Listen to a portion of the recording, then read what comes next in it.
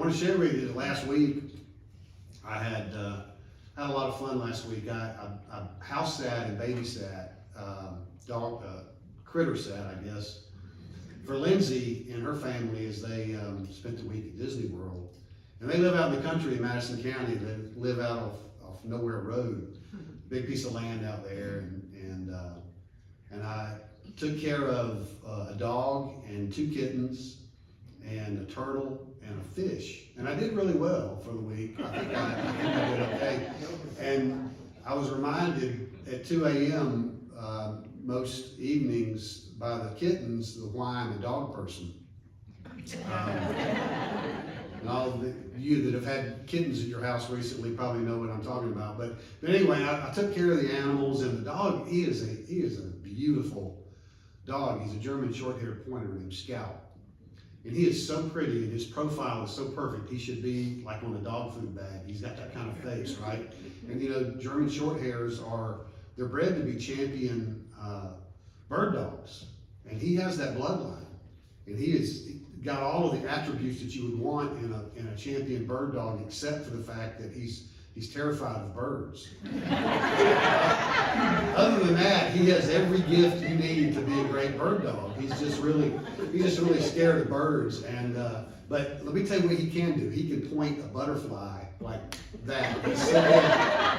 They have these shrubs, these shrubs around their house, these bushes that attract butterflies.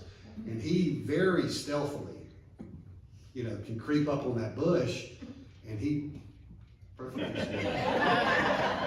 And in that moment there's a butterfly hiding in there. So if we are ever attacked by marauding bands of violent butterflies, Scout is going to be our hero. He and I had a good time this week. And speaking of butterfly bushes, and one of the most awkward segues into a sermon you've ever seen, today's question is, are you blooming?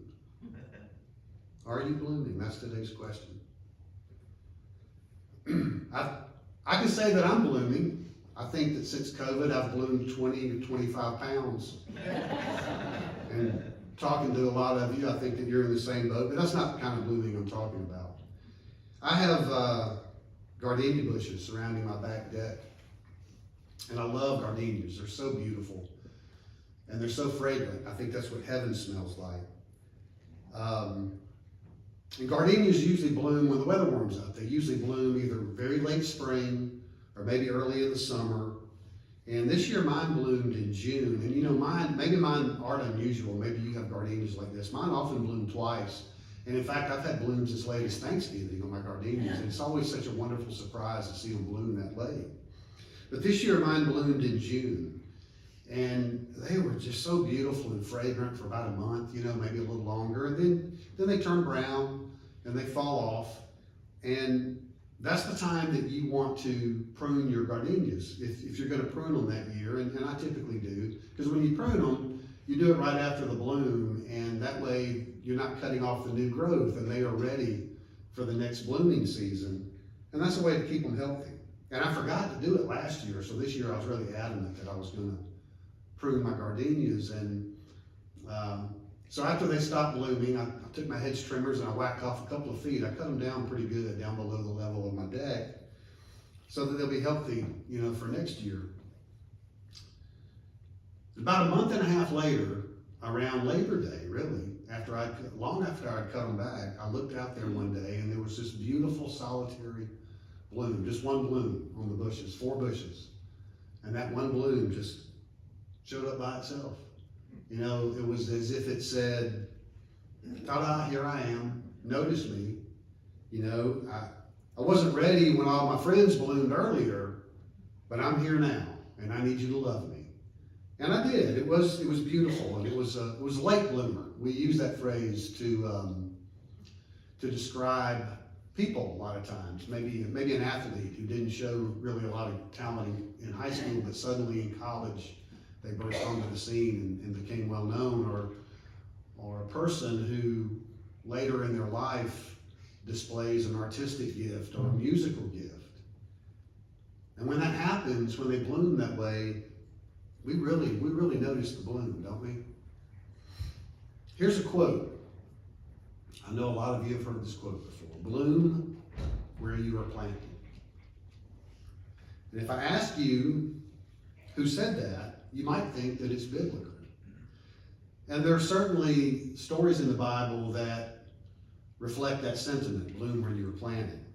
You might think that the person who first created that quote is the person who makes kitchen towels and coffee mugs for Cracker Barrel, because that is absolutely the kind of phrase you see on a coffee mug at Cracker Barrel, bloom where you were planted. I'll tell you who I first heard it from, and that is that great and wise sage that all of you know well, Ray Caldwell. He and I were together, we were running an errand after an administrative board meeting here at Chapelwood. And we were talking about our church's mission purpose and ministry opportunities, and how we need to make sure that we're recognizing the opportunities that God places in front of us in the here and now. And that's when Ray said those words. He said, bloom where you're planted. And I may have heard it before, but it was the first time it really registered with me. It may surprise some of you to know that Ray and I would have a conversation any deeper than SEC football or biscuits or whatever else men usually talk about, but we have our moments. And throughout the next few days, I thought a lot about that phrase, bloom where you were planted. And the first question I had to ask myself is, where am I planted? And I asked the same question about us as a church. Where are we planted? Where's Chapelwood planted? And I came to the conclusion that it can be answered really from three different perspectives. And the first one is geography. Literally, where are we planted? And I think most of us could agree that we're part of the greater Athens community, either Athens, Clark County, or one of the surrounding counties. That's where you are physically in your life. And in fact, right now, you are at 100 Janus Drive in Athens, and I am too, and I know that because I see you, and you see me. So this is where we are planted, right in this moment. And I believe that Chapelwood is a wonderful place to bloom. We have spiritual nourishment opportunities through fellowship, through Bible study, through Sunday school. We have gifted voices, musicians that treat us with those gifts. And we have a minister who cares about us and who encourages our blooming. This is a good place, a godly place. Thanks be to God for that. And we have opportunities now through the blessing bags, through the pumpkin patch, through trunk or treat. And if you don't think trunk or treat is a ministry, it absolutely is. And it's one of the most beautiful, simplest kinds of ministry, because it's an opportunity for us to share of ourselves and our facility with the community in a way that doesn't ask anything of them in return. Just come and enjoy. That's all we're asking. That's a ministry. That's a chance for us to bloom in this place. The second perspective we can ask about where we are planted is where we are spiritually. And that's an individual question. That's for each of you to answer and for me to answer for myself. We're not all in the same place, and that's okay. That's as it should be. It's a cliche to say that our spiritual lives are a journey. But you know what? Sometimes cliches are there because they're very accurate. And it is indeed a journey, our spiritual lives. Our spiritual lives aren't necessarily like our chronological life. In other words, we're not brand new Christians and then 1-year-old Christians and then 2-year-old Christians and on and on. There are ebbs and flows to your spiritual life, am I right? There are hills and there are valleys in that journey. We've all experienced that. It's not like we never fall back. Sometimes we do. It'd be great if we never took steps backwards, but we know that's not the case. And I've described my own spiritual journey before like this. And this is going back probably to my early teenage years. I'm going to say 45 years, spiritual journey for me. And when I was a very young Christian, after I felt like I had walked a mile in my faith, I looked up and realized that I had another mile to go.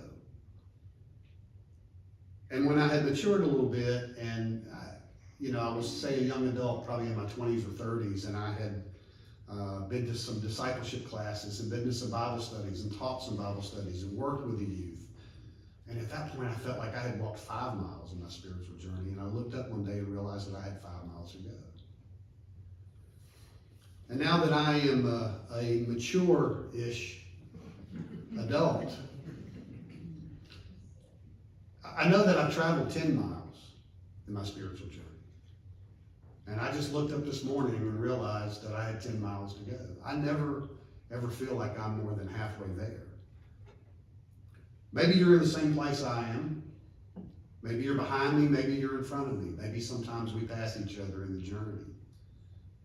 But it's important for us to recognize that wherever that is and wherever you are in that journey, that's where we need to bloom.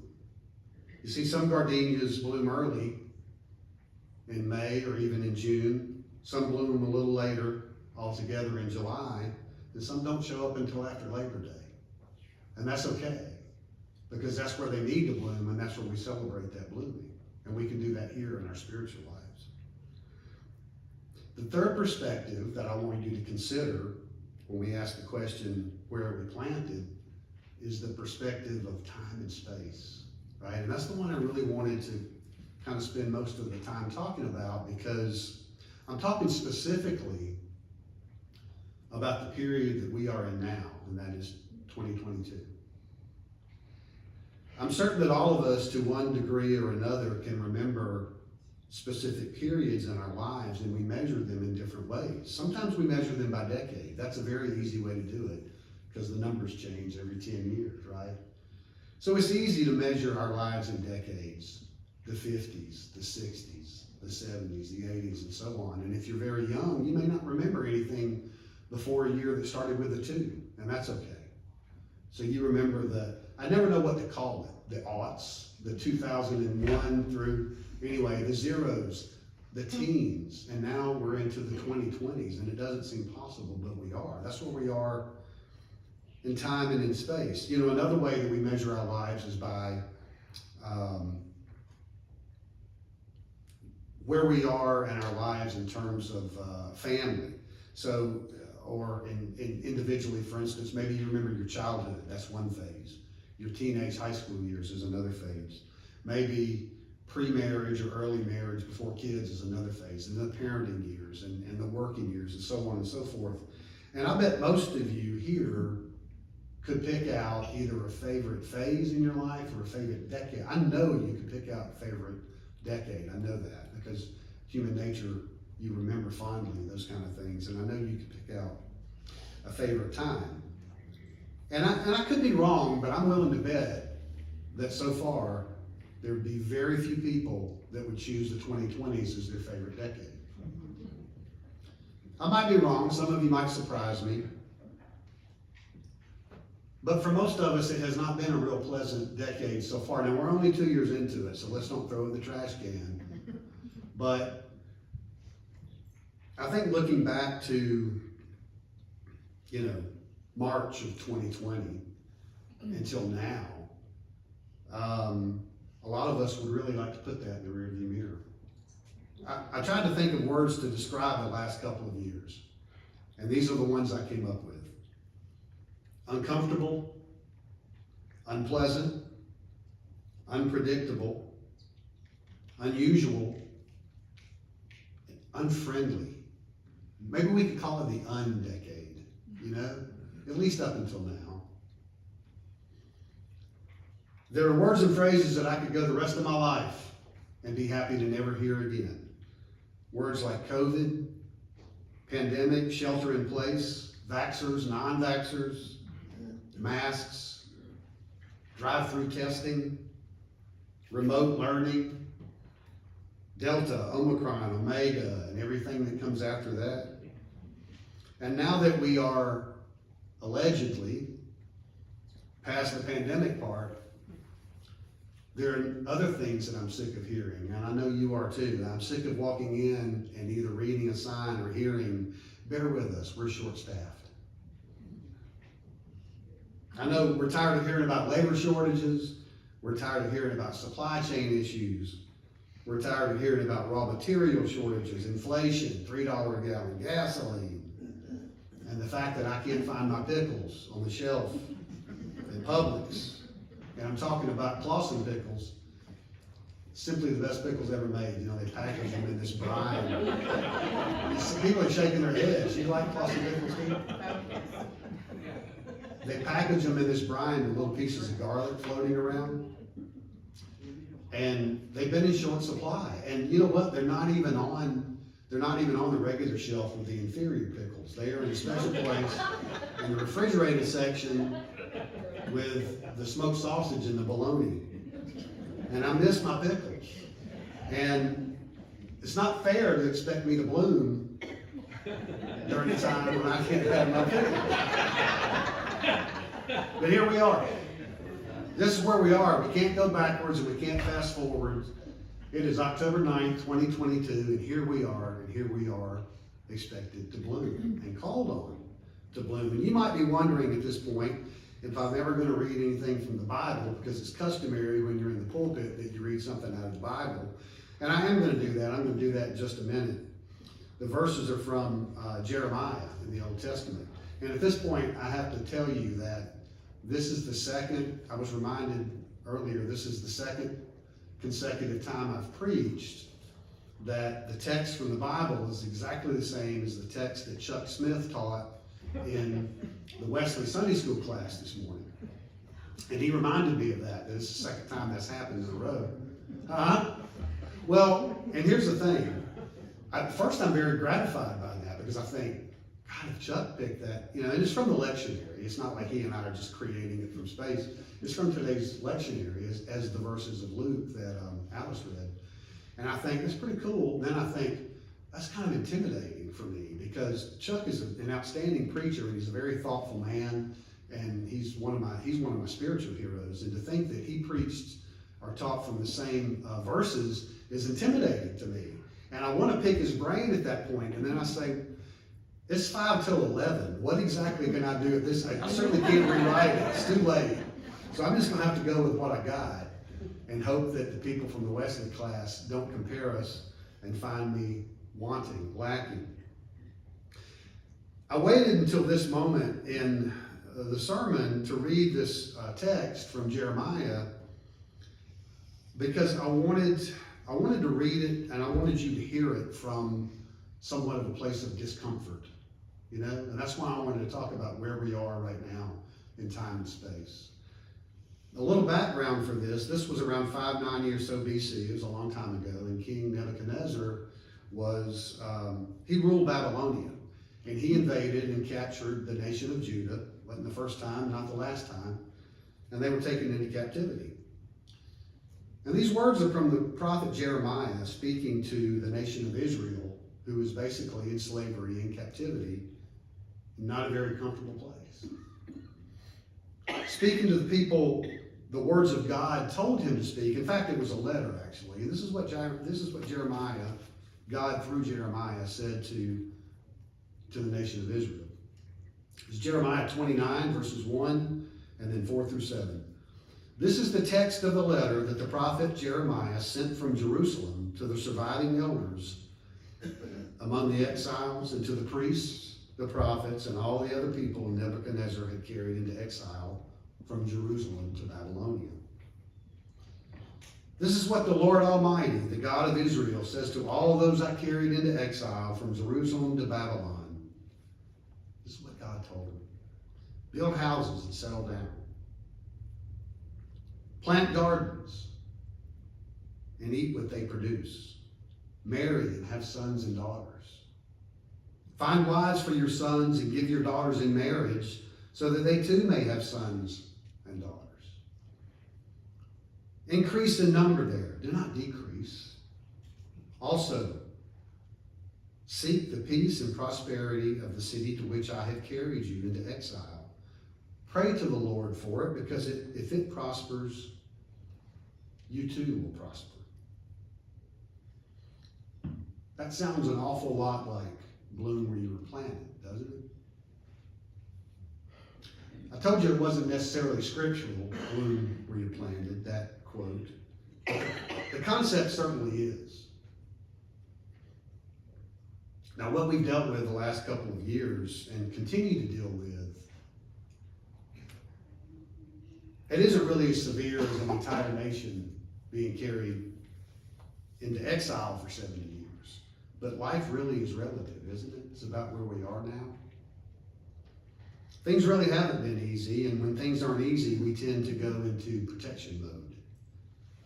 We retreat into the safety of our shell until the storm passes, like the hurricane a couple of weeks ago. And when you combine that safety mode with the trend away from traditional church, traditional worship service, the future doesn't always seem all that promising. This is not an Armageddon type sermon. I don't want you to think that. The church is in transition. And when I say the church, I'm talking about the grand church. I'm talking about Protestant services everywhere. I'm talking about Christianity.